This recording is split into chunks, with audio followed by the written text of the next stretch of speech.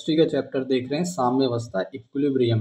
तो इक्विलिब्रियम जो है साम्यावस्था वो क्या होता है, जब बैलेंस में होती है, यानी रिएक्शन जब बैलेंस में होती है, कोई चीज़ बैलेंस में होती है तो उसी को क्या कहते हैं, साम्यावस्था।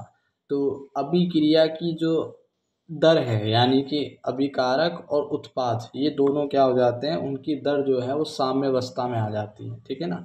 उसी को जैसे कि मान लो हमने अभिक्रिया स्टार्ट करनी 0 सेकंड से, तो उस समय जो हमारा रिएक्टेंट था, अभिकारक था, वो प्रोडक्ट बनाने में अभिकारक 10 था और प्रोडक्ट 0 था। ठीक है ना। इसी तरह से आगे जब हम टाइम 1 पे 2 पे 3 पे लेके जाएंगे तो अभिकारक कम होता रहेगा और उत्पाद बनता रहेगा। एक स्थिति ऐसी आती है साम्यावस्था में कि जब रिएक्टेंट और प्रोडक्ट जो है दोनों साम्यावस्था में आ जाते हैं। ठीक है ना। तो इसी को हम क्या बोल रहे हैं, इक्विलिब्रियम, इसी को हमें पढ़ना है। तो यहाँ पर क्या होती है, सांद्रता जो है अभिकारक की सांद्रता और उत्पाद की नहीं, सांद्रता तो अलग अलग होती है लेकिन एक सांद्रता पर फिक्स हो जाती है कि इतने उससे वो बनना है, 7 से जो है 3 बनना है। तो अब दोबारा जो है आगे जाकर जो है 6 से वो 4 से 7 से 3, 6 से 4 बनना है, तो वो 4 से दोबारा से 7 से 3 इस तरह से हो जाएगा, यानी कि साम्यावस्था आ जाएगी। ठीक है ना। अग्र अभिक्रिया का वेग जो है वो पश्च अभिक्रिया के वेग के बराबर हो जाता है। ठीक है ना। और जो हमारी सांद्रता है वो नियत रहती है। अब मिथ है इसमें कुछ। पहला है साम्यावस्था पर अभिक्रिया रुक जाती है, रुकती नहीं है, वो कंटिन्यू चलती रहती है लेकिन उसकी दर जो है वो बराबर हो जाती है। और दूसरा, यहाँ पर हम ग्राफ भी देख सकते हैं, अग्र अभिक्रिया की दर और पश्च अभिक्रिया की दर है ना, दोनों क्या हो गई, एक टाइम पर साम्यावस्था में आ गई है। ठीक है। Rate of forward rate of backward बराबर हो गए। फिर दूसरा है कि साम्यावस्था पर अभिकारक और उत्पाद की सांद्रता बराबर हो जाती है। नहीं, सांद्रता बराबर नहीं होती है, सांद्रता नियत हो जाती है। देखो 7 से 3 बनना है, अब दोबारा क्या हो जाएगा, 4 से 6 बन जाएगा, फिर 7 से 3, फिर 4 से, तो इस तरह से क्या हो जाती है, सांद्रताएं अभिकारक और उत्पाद की नियत हो जाती है। अब हम देखेंगे सक्रिय मात्रा द्रव्यमान, एक्टिव मास क्या होता है। ठीक है, इसका सिंबल है ब्रैकेट। तो एक्टिव मास हम उससे सांद्रता पहले क्या होती है, देखो सांद्रता होता है मोल प्रति लीटर। ठीक है ना। तो पदार्थ के मोल है ना, पदार्थ का भार भी है, मोल क्या होता है, भार बटे में अणुभार, और बटे में आयतन लीटर में, तो उसी को क्या कह रहे हैं हम, एक्टिव मास कह रहे हैं। ठीक है ना। यानी कि अगर हम किसी का भी क्या निकालते हैं, सांद्रता निकालते हैं, ठीक है ना, और उसे ब्रैकेट में बंद कर देते हैं, उसी को हम क्या कह रहे हैं, एक्टिव मास कह रहे हैं। ठीक है ना।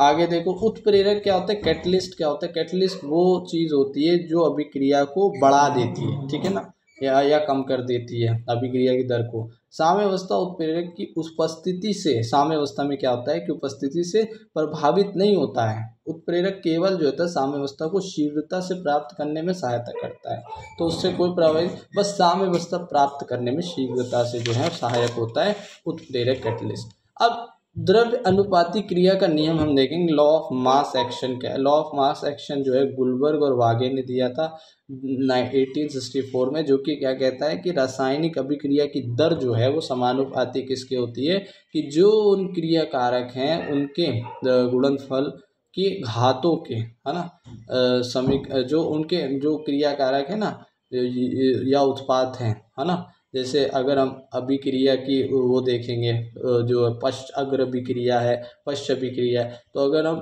अग्र अभिक्रिया की दर देख रहे हैं तो यानी कि जो पिछली है ना, रेट ऑफ फॉरवर्ड, तो वो जो है हमारी या हम कह सकते हैं अभिकारक देख रहे हैं, तो उनकी जो घातें हैं उसी के जो है सॉरी उनकी जो आगे की जो द्रव्यमान है ना, उन्हीं की जो गुणनफल, घातों का गुणनफल ही क्या होता है, ये हमारा द्रव्य अनुपाती क्रिया का नियम है। ठीक है ना। यानी कि रेट ऑफ फॉरवर्ड और बैकवर्ड अगर हमें निकालना है, ठीक है ना, तो हम अगर ए दे रखा है, बी दे रखा है, जिससे सी और डी बन रहा है, और ये साम्यावस्था में, तो यहाँ पर क्या होगा, जो उनका गुणनफल है, जैसे ए का ए है या बी का बी है, तो वो क्या होगा, उनकी जो क्रिया कारक हैं या उत्पाद हैं उनकी घातों के, यानी जो उनका गुणनफल है वो उनकी घातों के बराबर होगा। ठीक है, समानुपाती होगा। तो यहाँ पर रेट ऑफ फॉरवर्ड क्या होगा, ए उनकी घात ए जो है स्मॉल और बी उनकी स्मॉल बी है। इसी तरह से अगर हम जब ये बैकवर्ड का लिखेंगे तो इसी तरह से हमारा बैकवर्ड आ जाएगा, जो सी है उसकी घात कैपिटल स्मॉल सी और capital D capital small D है। और जब ये समानुपाती का चिन्ह हटता है तो क्या आता है, एक के कांस्टेंट आता है, जिसे हम एक फॉरवर्ड का होता है के एफ होता है फॉरवर्ड नियतांक, और एक होता है बैकवर्ड नियतांक। अब साम्यावस्था पर अगर मान लो ये दोनों फॉरवर्ड और बैकवर्ड बराबर हैं तो हम इन्हें लिख सकते हैं ना के बाय बी, है ना। तो अगर हम इन दोनों को बराबर करके के एफ बटे में बी लिखेंगे तो सी और डी जो है, यानी कि सी कैपिटल और उनकी जो घातें हैं, जो उनका गुणनफल है वो ऊपर, और इसी तरह से ए और वो उनकी घातें जो हैं, यानी कि ये दोनों जो हैं, यानी के बी का ऊपर आ जाएगा और के एफ का नीचे आ जाएगा। इस तरह से हो जाएगा अगर हम के एफ बटे में के बी निकालते हैं, जो कि हम क्या बोलते हैं उसे के सी, यानी ये एक साम्यावस्था स्थिरांक है। और के सी और के पी अलग अलग चीज़ होती है। के सी यहाँ पर अभी हमने निकाला है, के पी क्या होता है, के सी ये सांद्रता, जो सांद्रता पर निर्भर कर रहे हैं। केपी क्या चीज़ है, केपी होती है जिसमें गैसेज होती हैं, जो दाब है, ये तो विलियन का हो गया है ना, जो सांद्रता होती है, और ये गैस के ऊपर है कि उनका जो दाब है, ठीक है ना। तो जैसे कि गैस पर प्रेशर लगता है, दाब लगता है, तो उसी को हम बस यहाँ पर P C P D P A P B कर देंगे, बाकी सब सेम रहेगा। अब अगर हमें के सी और के पी का संबंध निकालना है तो के पी जो है हमारा, उसको हम अच्छे से करेंगे, जैसे कि मतलब पी वी जो है एन आर टी होता है, तो पी यहाँ से हम निकाल सकते हैं, जो कि हो जाएगा एन बटे में बी आर टी हो जाएगा। तो उससे हम यहाँ पर जो है पी में पी की सारी वैल्यू लेंगे, जैसे पी सी की लिख देंगे हम, सी आर टी हो जाएगा, है ना। और इसी तरह से जो पी ए उसकी ए आर टी हो जाएगा। इस तरह से सारी वैल्यू जब हम लिख देंगे, है ना, तो यहाँ पर सी आर टी और उनका जो गुणनफल की घात है वो सारी हम लिखने के बाद हमें यहाँ पर एक चीज़ मालूम होगी, जब हम इन्हें कॉमन ले लेंगे, सी और डी को इधर ले लेंगे, ए और ए को उधर लेंगे, आर टी को उधर रहने देंगे, ठीक है ना। तो यहाँ पर हमें देखने को मिल रहा है कि ये जो हमारा के पी का ये वाली चीज़ आई है वो के सी के बराबर, तो हम यहाँ पर के सी के बराबर कर देंगे और बाकी वो वैसे ही रहने देंगे। अब हमें देखो यहाँ पर क्या मिला है, सी प्लस डी और ए प्लस बी हो रहा है, ठीक है ना। तो यहाँ पर हम उसको ऊपर ले आएंगे तो ये हो जाएगा सी प्लस डी माइनस ए प्लस बी, ठीक है ना। तो जब यहाँ पर हम देखेंगे तो ये डेल्टा एन निकल के आ रहा है, ठीक है ना, यानी डेल्टा एन क्या है, सी प्लस डी माइनस ए प्लस बी है, ठीक है ना। अब इसका एग्जाम्पल भी बहुत से एग्जाम्पल, हम दो एग्जाम्पल है इसके, कौन कौन से, कि जैसे डेल्टा एन हमें निकालने के लिए पूछ रहा है, तो डेल्टा एन क्या है, यानी कि सी प्लस डी कर दो, उसका माइनस ए प्लस बी से कर दो। तो यहाँ पर सी क्या है हमारा, N2 और 3s2 है, सी डी, है ना। तो यहाँ पर 1 और 4, यहाँ पर 1 + 3 4 हो जाएगा, और माइनस कर दो ए प्लस बी से, तो ए प्लस बी क्या है, बस 2 दे रखा है, तो 2 4 - 2 कितना हो जाएगा, यानी डेल्टा एन जो है वो 2 आ जाएगा। यानी कि के पी में अगर लिखेंगे तो डेल्टा एन यहाँ पर के पी जो के सी आर टी और उनकी जो डेल्टा एन है वो क्या आएगा, 2 आएगा। इसी तरह से एक और सवाल है, N2 और प्लस 3s2 दे रखा है, उससे 2ns3 बनना है, तो यहाँ पर डेल्टा एन कैसे निकालेंगे, ये मान लो सी डी हो जाएगा 2ns3, तो यहाँ पर हम 2 लिख देंगे उसका, माइनस वहाँ जो ए बी है वो क्या हो जाएगा हमारा 1 + 3, तो 4 थ्रू में से माइनस करो 4 का, तो माइनस का 2 आ जाएगा, वो हम यहाँ लिख देंगे के पी में। अब देखेंगे हम ले शार्टलियर नियम। तो ये क्या होता है भाई, ये एक नियम है जो कि बताता है कि अगर तापमान को, सांद्रता को, दाब को बढ़ाएंगे घटाएंगे तो अभिक्रिया क्या करती है, ठीक है ना। तो अगर मान लो हम अगर सांद्रता को कम कर रहे हैं तो अभिक्रिया क्या चाहेगी, रिएक्टेंट में से कम कर रहे हैं तो अभिक्रिया क्या चाहेगी कि रिएक्टेंट क्या चाहेगा कि सांद्रता बढ़े, तो अभिक्रिया पश्च चाहेगी, ठीक है ना। इसी तरह से तापमान में भी होगा और दाब के उसमें, दाब के बस एक देखने वाला था कि जब दाब ज़्यादा होंगे, ठीक है ना, तो अभिक्रिया दाब को कम करना चाहेगी, क्यों, क्योंकि कम अणुओं की ओर जाएगी, ठीक है ना। जब दाब ज़्यादा होगा तो अभिक्रिया जो है आगे की तरफ जाएगी, कम अणुओं की, दाब कम होगा तो अभिक्रिया दाब को बढ़ाना चाहेगी, जिसकी वजह से वो पश्च की तरफ जाएगी, तो वो भी ये भी सेम है। अब आयनिक साम्य क्या होता है, आयनिक इक्वेशन क्या होता है, देखो भाई जब हम रिएक्शन को देखते हैं तो वो आयनों में भी टूटती है, ठीक है ना, तो उसमें भी साम्य अवस्था आ सकती है। तो विद्युत अपघट्य होते हैं, इलेक्ट्रोलाइट्स क्या होते हैं कि ऐसे यौगिक जिन्हें पानी में डालने पर आयनों में बढ़ जाते हैं उन्हें विद्युत अपघट्य बोलते हैं। अब ये विद्युत अपघट्य जो होते हैं वो 2 प्रकार के, एक प्रबल और एक दुर्बल। प्रबल में KCl आता है जो पूर्ण तरह से जो है बढ़ जाता है, इसीलिए हम इसको नहीं देख रहे साम्य अवस्था कहाँ, ये दुर्बल विद्युत अपघट्य में जो है यहाँ पर हम देखते हैं, जो कि बहुत ज़्यादा जो है जैसे CH3COH जो बहुत कम जो है आयनों में टूट रहे हैं, 5-5%। तो यहाँ पर जो है साम्यावस्था जो है आ रही है, और हम यही ये चीज़ को पढ़ेंगे आगे। तो इसके एग्जाम्पल देख लो, प्रबल के और दुर्बल के कौन कौन से हैं। अब अम्ल और क्षार जो है उसको कैसे पता लगाते हैं, ठीक है ना, और फिर उनमें भी जो है साम्यावस्था के बारे में हम देखेंगे। तो जैसे कि आर्हेनियस ने सबसे पहले बताया था कि अम्ल और क्षार को हम किस तरह पता लगा सकते हैं, कि अगर मान लो कोई अभिक्रिया में H+ आयन आ रहा है पानी में डालने पर, तो वो जो है अम्ल है, और अगर OH- आ रहा है तो क्षार है। लेकिन बहुत से हमें पदार्थ ऐसे मिले जिसमें H+ आयन OH नहीं थे, तो उसके लिए हमने क्या करा, फिर ब्रोंस्टेड लॉरी एक उन्होंने जो है एक नियम बनाया, जिसमें उन्होंने क्या बताया कि अगर अभिक्रिया जो है H+ आयन दे रही है तो वो अम्ल है, और H+ आयन ले रही है तो वो क्षार है।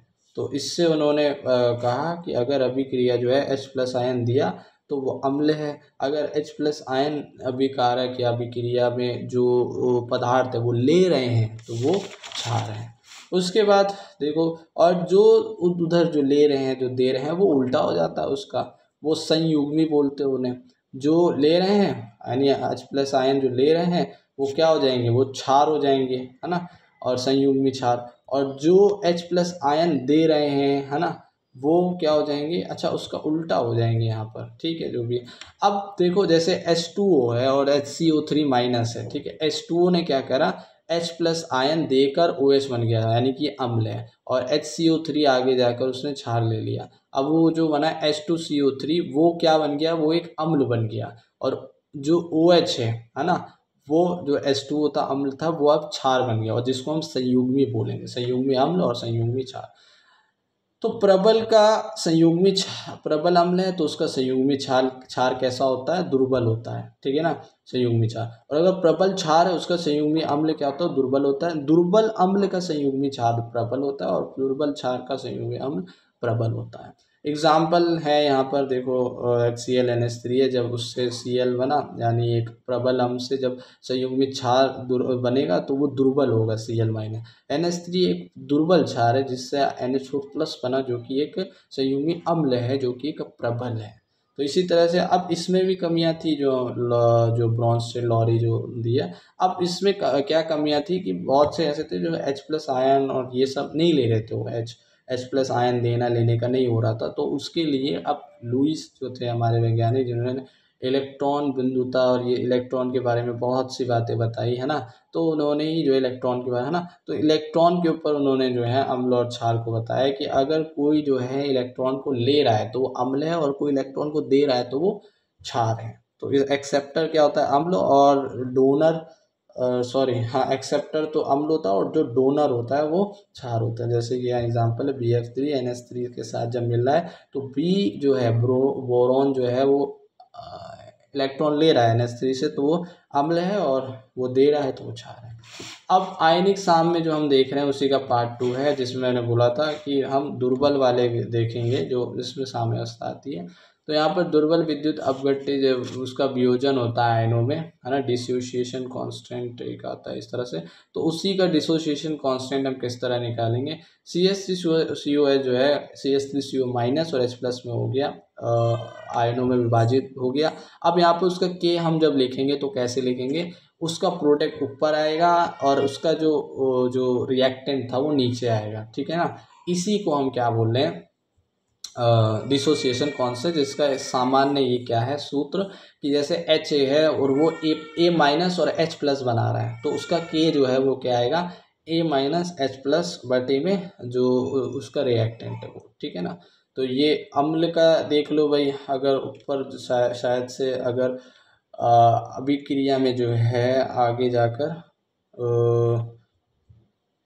क्या बन रहा है, जैसे यहाँ पर जो है पहला उत्पाद जो है वो बनना है, अम्ल बनना है, ठीक है ना, जो इलेक्ट्रॉन ले रहा है वो अम्ल माइनस, तो यहाँ पर जो अम्ल हो जाएगा, और जहाँ पर जो BOH B+OH- बनना है, तो पहला इसका उत्पाद जो है वो B+ यानी कि क्षार बनना है, तो ये जो हो जाएगा डिसोसिएशन कांस्टेंट क्या हो जाएगा, बेस हो जाएगा, ठीक है ना। तो यानी सिंपल है, कुछ नहीं करना है।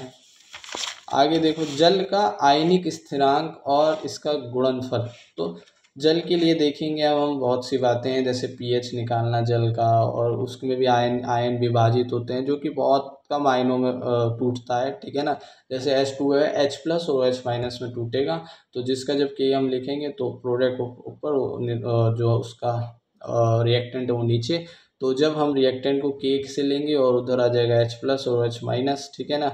अब ये दोनों क्या है, ये आयनिक स्थिरांक हम इन्हें बोलते हैं, ठीक है ना। ये क्योंकि H2 जो है नियत है, ठीक है ना।